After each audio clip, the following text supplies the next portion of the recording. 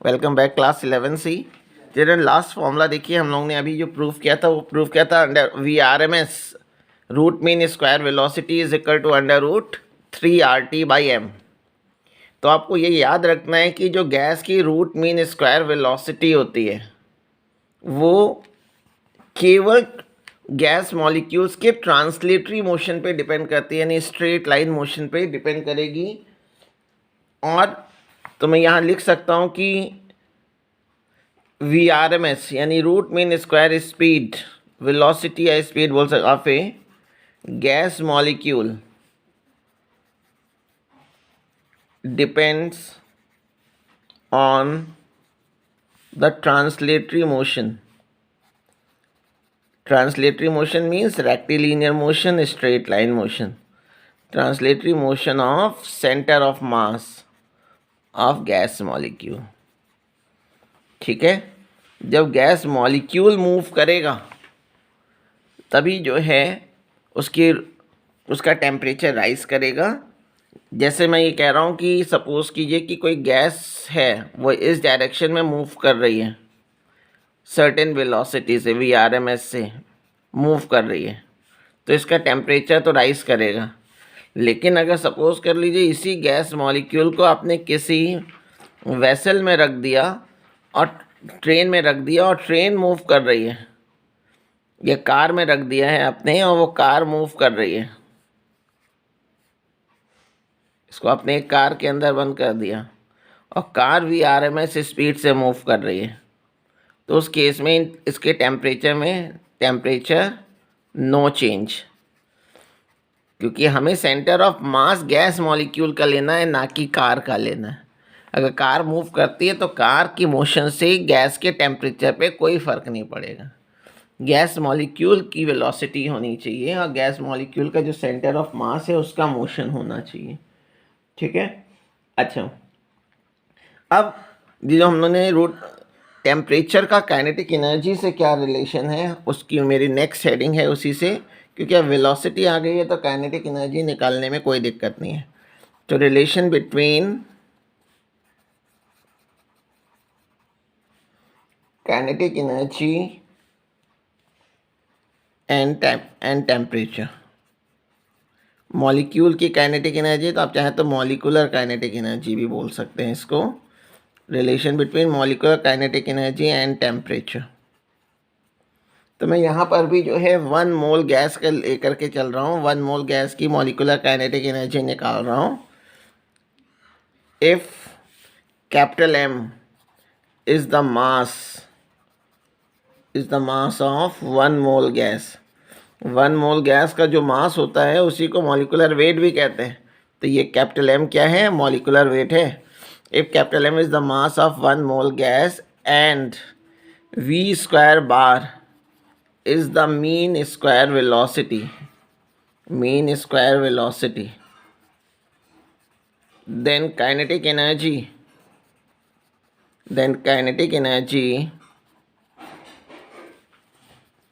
अगर मुझे kinetic energy निकालना है तो काइनेटिक एनर्जी को मैं E लिख दे रहा हूँ, तो क्या हो जाएगा? Half capital M V square bar. But VRMS का ये फॉर्मूला होता है, अगर मैं इसका स्क्वायर कर लूँ तो V square bar is equal to हो जाएगा 3RT/m, रूट हट गया।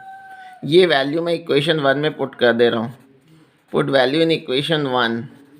अगर मैं इक्वेशन 1 में ये वैल्यू पुट कर दूँ तो kinetic energy is equal to आ गया हाफ M को वैसे ही रहने दिया, M मैं आखिरी में लिख दे रहा हूँ, तो ये 3RT/m।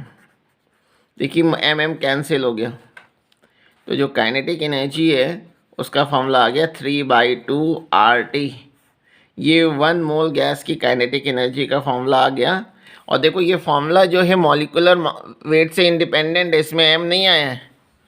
यानी काइनेटिक एनर्जी जो गैस की है वो केवल एब्सोल्यूट टेम्परेचर पे डिपेंड करती है। गैस कौन सी है इस पर डिपेंड नहीं करेगी। अगर डिफरेंट गैसेस हैं और उनका टेम्परेचर सेम है तो उनकी काइनेटिक एनर्जी सेम होगी। ये 1 मोल गैस की काइनेटिक एनर्जी होगी। और 1 मोल गैस में हम लोग जानते हैं कि जो number of molecules Avogadro's number के इक्वल होते हैं, तो अगर मुझे गैस के एक सिंगल मॉलिक्यूल की काइनेटिक एनर्जी निकालनी है, kinetic energy of one molecule, kinetic energy of one molecule या एवरेज काइनेटिक एनर्जी, एवरेज ही आएगी, एवरेज और वन मॉलिक्यूल अगर निकालेंगे तो हमें एवोगाड्रोस नंबर से डिवाइड करना पड़ेगा। कैपिटल एन भी लिख सकते हो या एन ए भी लिख सकते हो। और आर अपॉन एन, जब यूनिवर्सल गैस कांस्टेंट को एवोगाड्रोस नंबर से डिवाइड करते हैं, दो कांस्टेंट को आपस में डिवाइड करते हैं, तो जो एक रेशियो आता है वो भी एक कांस्टेंट होता है और इसको हम लोग बोल्ट्जमैन कांस्टेंट कहते हैं, बोल्ट्जमैन कांस्टेंट। ठीक है, तो एक फाइनल एक्सप्रेशन क्या आ गया, E is equal to 3/2 kBT, KB Boltzmann constant है। तो आप दोनों एक्सप्रेशन देखिए, इन दोनों ही एक्सप्रेशन में जो काइनेटिक एनर्जी है, काइनेटिक एनर्जी वो केवल टेम्परेचर डिपेंडेंट है, केवल टेम्परेचर पे डिपेंड करेगी। तो एक दो पॉइंट्स हम लिख सकते हैं चिल्ड्रन। तो ये जो फॉर्मूला हम लोग ने दो निकाला है काइनेटिक एनर्जी का, 3/2 RT और दूसरा ये 3/2 kBT। जब R होगा तो 1 मोल गैस की काइनेटिक एनर्जी को बताएगा और kBT होगा यानी बोल्ट्जमैन कांस्टेंट के टर्म में जब फॉर्मूला होगा तो गैस की एक सिंगल मॉलिक्यूल की काइनेटिक एनर्जी को बताएगा। तो जो काइनेटिक एनर्जी हो गई गैस मॉलिक्यूल की वो केवल टेम्परेचर डिपेंडेंट होती है।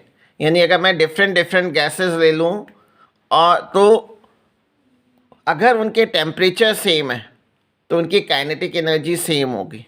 ठीक है, और जो ये काइनेटिक एनर्जी है वो डायरेक्टली नज़र भी आ रहा है कि एब्सोल्यूट टेम्परेचर के डायरेक्टली प्रोपोर्शनल होती है। तो जब हम न्यूमेरिकल्स करेंगे तो न्यूमेरिकल में जो हम फॉर्मूला यूज़ करेंगे वो ये यूज़ करेंगे, E1/E2 is equal to T1/T2। ठीक है, और VRMS का तो पीछे फॉर्मूला हम लोग ने निकाला ही था, तो VRMS का फॉर्मूला लिखा जाएगा। ये फॉर्मूला हम लोग ने VRMS का पढ़ा था, √3RT/m। तो यहाँ पे जो हो जाएगा, अगर टेम्परेचर के टर्म में कह दें तो √T1/T2, या मॉलिकुलर वेट के टर्म में अगर कह दें तो मॉलिकुलर वेट से इन्वर्स रिलेशन होता है, V और M में इन्वर्स रिलेशन होता है। ठीक है, तो ये फॉर्मूले हैं, जिसको हम लोग यूज़ करेंगे।